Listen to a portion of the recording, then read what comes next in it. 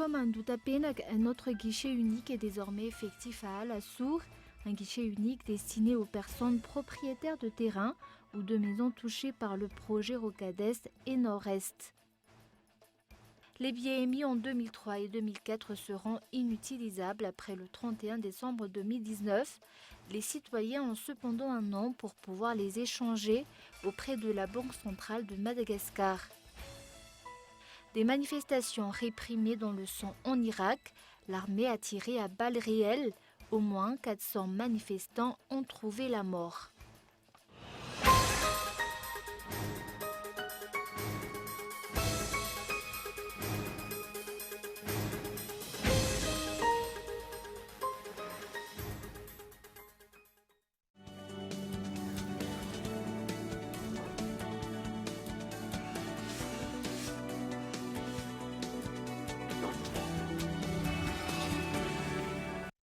Geox, Puma, San Marina, Unisa, Tamaris, Guess, Minelli, JB Martin, Adidas, Fossen, Asics, New Balance et Ralph Lauren. Boutique Le Coin des Marques, un grand choix de parfums, montres, sacs et chaussures de marque. Alors, venez découvrir notre boutique Le Coin des Marques, des articles de marque pour hommes, femmes et enfants.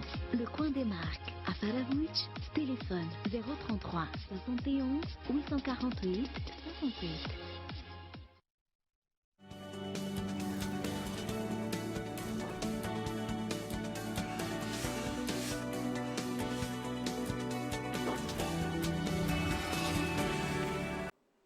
Bonjour à tous et bienvenue dans cette nouvelle édition du journal en version française sur Cool TV.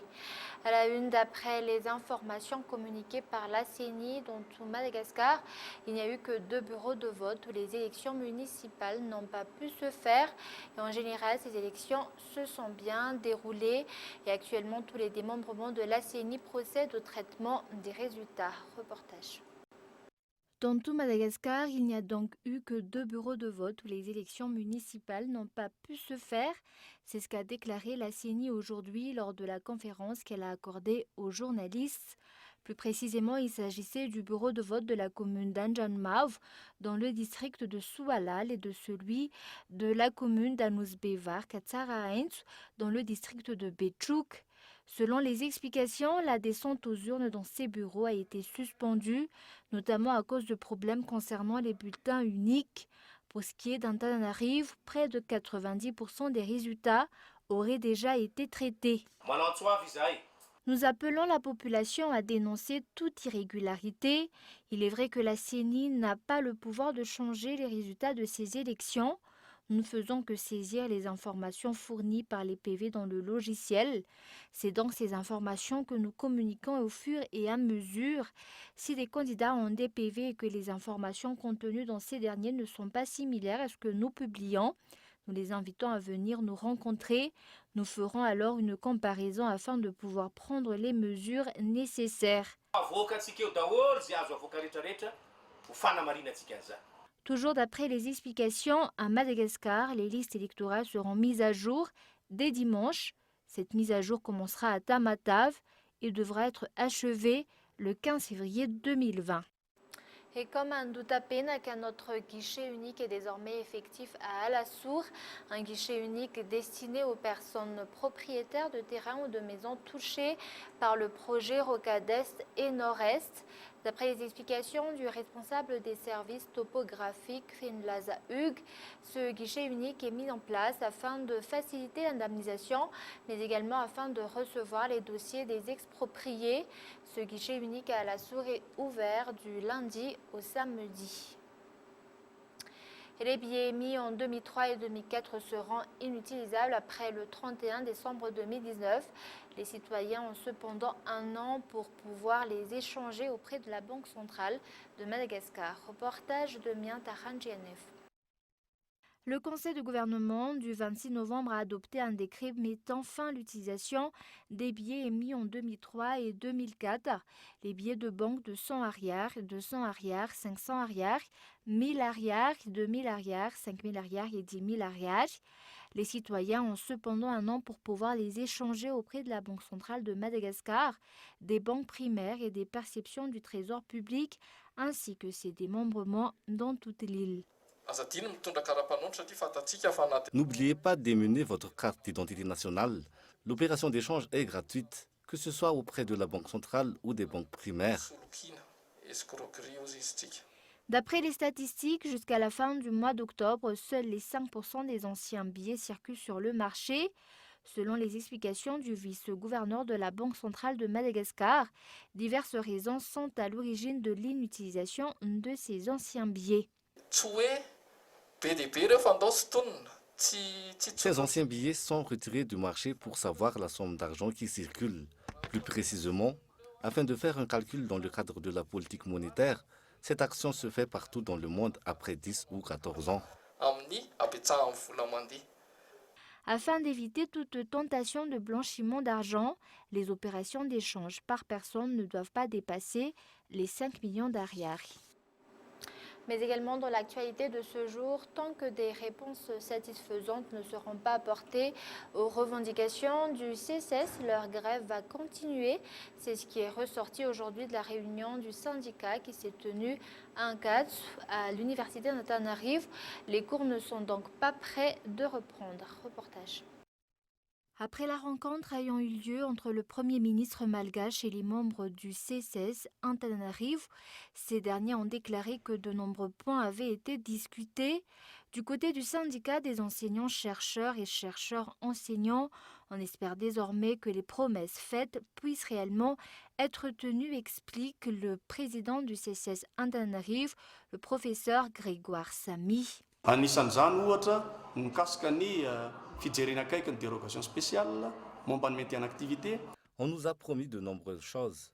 On nous a par exemple dit que le cas des dérogations spéciales serait traité. Même chose pour ce qui est de la question de reclassement et du paiement des indemnités de recherche et d'investigation de 2016 et 2018 pour les retraites chercheurs. Ny momba n'ilay reliquat mikasika ny 3 décrets. Pour l'heure, la grève ne va donc pas s'arrêter. À l'université d'Antananarivo, les cours ne vont pas reprendre de sitôt. Pour que ceux-ci reprennent, le CSS attend encore de recevoir des réponses satisfaisantes à toutes leurs demandes. Pour l'heure, nous avons décidé d'attendre des réponses satisfaisantes à toutes nos revendications. Nous attendons également que des choses concrètes soient faites. Les cours ne vont donc pas encore reprendre et la grève continuera. Voilà déjà plusieurs mois que cette grève du CSS ainsi que la suspension des cours à l'université d'Antananarivo dure. D'après les explications, d'autres concertations auront lieu afin de trouver au plus vite des solutions. Et à Madagascar, le golf est encore un sport méconnu. Toutefois, d'après les explications, il pourrait parfaitement contribuer au développement du tourisme dans la grande île. À Antananarivo, un tournoi de golf se déroule justement. Il a débuté aujourd'hui et se terminera dimanche. Y participeront alors de nombreux golfeurs professionnels internationaux venant de plusieurs pays ainsi qu'un joueur malgache. Reportage. Actuellement, de plus en plus de Malgaches commencent à s'intéresser au golf. Toutefois, dans la grande île, ce sport est encore loin d'être aussi célèbre que dans d'autres pays. Comparé à d'autres, on peut dire que le golf est sport assez récent. On a souvent tendance à penser qu'il s'agit d'un sport réservé aux vieux. Cela n'est pas tout à fait vrai. Effectivement, Tiger Woods est par exemple l'un des golfeurs les plus célèbres du monde. Et il n'est pas si âgé. Comme vous pouvez le voir, le golf se joue sur une surface très importante. Or, des terrains de ce genre, il n'y en a que très peu.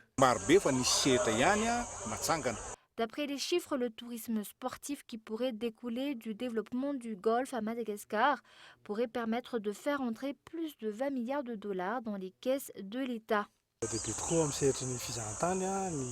Dans le cadre de la promotion de Madagascar en tant que destination touristique, le golf a un très fort potentiel. Il peut parfaitement nous permettre d'atteindre l'un de nos objectifs, à savoir faire venir près de 500 000 touristes dans la grande île. En outre, le golf peut permettre à Madagascar d'être mieux connu dans le monde. On peut dire que ce sport et le tourisme sont deux choses indissociables. À l'heure actuelle, on peut par ailleurs dire que certains golfeurs malgaches ont déjà le même niveau que certains joueurs professionnels étrangers. Les golfeurs malgaches n'ont rien à envier aux golfeurs étrangers. Aujourd'hui, Nous sommes aussi doués que, pour ce qui est de ce tournoi, nous allons montrer à tous que nous aussi, nous savons jouer au golf et surtout, nous allons montrer que nous maîtrisons cette discipline. A noter que via Poste Chamonix, le ministère des Postes, des Télécommunications et du Développement numérique est l'un des partenaires de ce tournoi de golf qui se tiendra jusqu'à dimanche à Antananarivo. Et avant de passer aux actualités internationales, adopter des gestes simples pour sauver la vie des enfants. C'est l'objectif de la campagne nationale multimédia pour la promotion des pratiques familiales essentielles qui a officiellement été lancée ce jour sur le parvis de l'hôtel de ville à Nalakel. L'accent est mis sur 6 comportements essentiels que les familles doivent adopter. Reportage. L'allaitement maternel exclusif, l'alimentation riche en vitamine A, le déparasitage régulier, la vaccination avant l'âge de 1 an, le lavage des mains avec de l'eau propre et du savon après la défécation, la scolarisation et l'accompagnement de l'enfant jusqu'à la fin du cycle primaire et la protection des enfants contre le mauvais traitement. 6 comportements à favoriser auprès des ménages et des familles pour améliorer la santé, la croissance et le développement de l'enfant, dans le cadre de la campagne nationale multimédia pour la promotion des pratiques familiales essentielles. Ces pratiques seront diffusées par différents médias dans toute l'île afin de sensibiliser et inciter les parents à appliquer ces pratiques dans leur vie quotidienne. Aujourd'hui, par les membres de la plateforme pour le changement de comportement à Madagascar, n'est qu'un début. Le début d'une campagne qui va durer 3 jours, qui va couvrir les 6 communes de Tana, mais campagne qui sera relayée à travers les 294 stations de radio à travers Madagascar, qui vont passer ces 6 pratiques essentielles familiales et les faire connaître à tout le pays. Mais pour nous, cette campagne n'est que le début d'un mouvement où on devrait éliminer les campagnes et que ces pratiques fassent partie de la vie de tous les jours de tous les Malgaches. C'est faisable, c'est possible, et cet engagement, relayé par les médias, est un atout important pour aider au bien-être des enfants malgaches. Malgré les différentes initiatives, la situation des enfants à Madagascar reste inquiétante. La pauvreté, la prostitution infantile, la malnutrition, la maltraitance ainsi que la déscolarisation restent des défis majeurs à surmonter. L'engagement de chacun dans cette lutte est primordial. La situation des enfants est encore préoccupante à Madagascar et je me dois, avec le petit pouvoir que j'ai, la limite de mes compétences, m'engager pleinement dans le soutien de ce mouvement-là. Et vraiment, si je peux aider l'UNICEF et les enfants, alors je le ferai avec beaucoup de cœur et beaucoup d'envie. C'est un objectif louable et prioritaire pour moi. Organisé par la plateforme nationale de communication pour le développement et appuyé par différents ministères, la campagne nationale multimédia pour la promotion des pratiques familiales essentielles doit couvrir les 6 communes urbaines d'Antananarivo. Cette campagne prendra fin demain. Et nous passons maintenant aux actualités internationales. Des manifestations réprimées dans le sang en Irak. L'armée a tiré à balles réelles. Au moins 400 manifestants ont trouvé la mort et le très grand influent Ayatollah Ali Sistani a appelé le Parlement irakien à retirer sa confiance au gouvernement. Reportage de France 24. Ils continuent de risquer leur vie pour faire entendre leur voix. Des milliers d'Irakiens dans les rues de Nasiriyah ce jeudi. Face à eux, les forces de l'ordre ouvrent le feu. Résultat, des dizaines de morts et plus de 200 blessés dans cette ville de l'est du pays. Un usage excessif de la force, dénoncé par la Commission irakienne des droits de l'homme, dénoncé aussi par le gouverneur de la province de Dikar, qui a remis sa démission en signe de protestation. En réponse à la répression sanglante, les manifestants gardent le cap.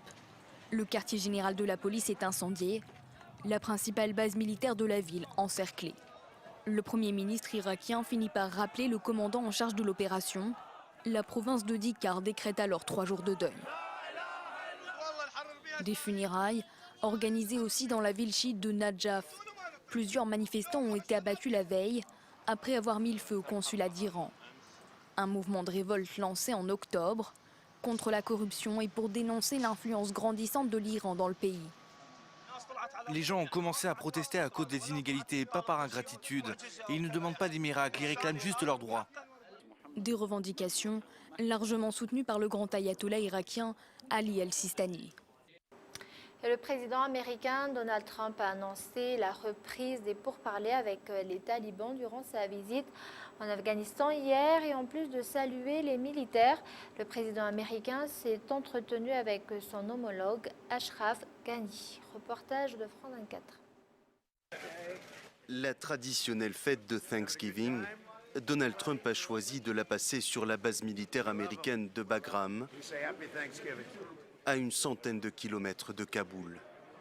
Une visite surprise de quelques heures, l'occasion pour le commandant en chef de l'armée de galvaniser ses troupes, mais surtout de faire une annonce surprenante, la reprise des pourparlers avec les talibans.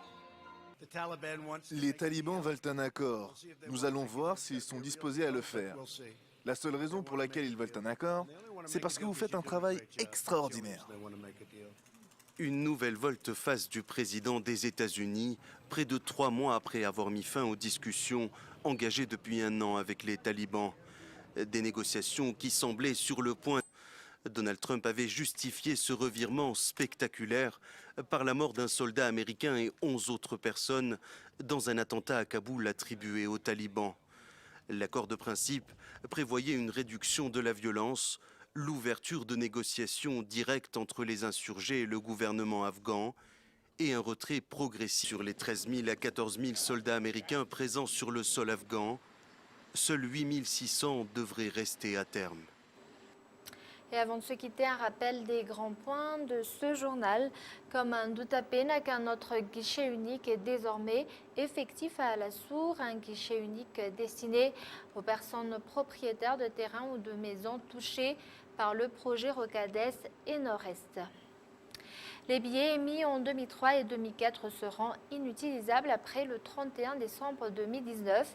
Les citoyens ont cependant 1 an pour pouvoir les échanger auprès de la Banque centrale de Madagascar. Et des manifestations réprimées dans le sang en Irak, l'armée a tiré à balles réelles. Au moins 400 manifestants ont trouvé la mort. Et voilà, c'est la fin de cette édition. Merci de l'avoir suivi. Passez une excellente fin de semaine en compagnie de Cool TV. Au revoir.